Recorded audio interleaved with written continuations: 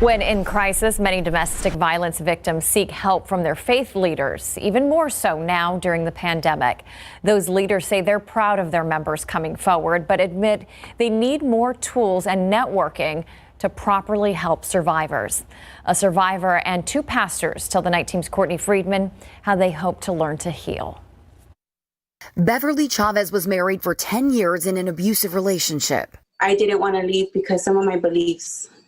And when I reached out to my church, they weren't equipped to tell me how to leave. That fact has become even more clear to local faith leaders during a pandemic that's furthered a domestic violence crisis. The truth is that we're far under-resourced and under-equipped to deal with the severity of domestic violence issues. We have a huge need for tools and connections and network. First Presbyterian Church Associate Pastor Mitchell Moore has already hosted a forum on the subject involving leaders from 6 sectors. SAPD, mayor's office, health professionals, education, nonprofits, churches. And his church isn't the only one taking action. First Baptist Church San Antonio Associate Pastor Danny Panter is helping create a domestic abuse response team within the church that can understand the nature of abuse, walk alongside and help them to move with all the resources that we're aware of when they're ready to actually act. The idea came while he was working in marriage ministry, seeing flaws in the church's counseling system.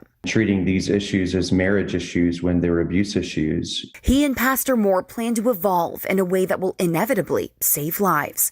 They're participating in a free seminar this Thursday, giving faith-based communities tips and training on domestic violence, and they're praying others join. When we get together as a congregation, instead of having more victims, we're going to have more survivors. Courtney Friedman, KSAT 12 News.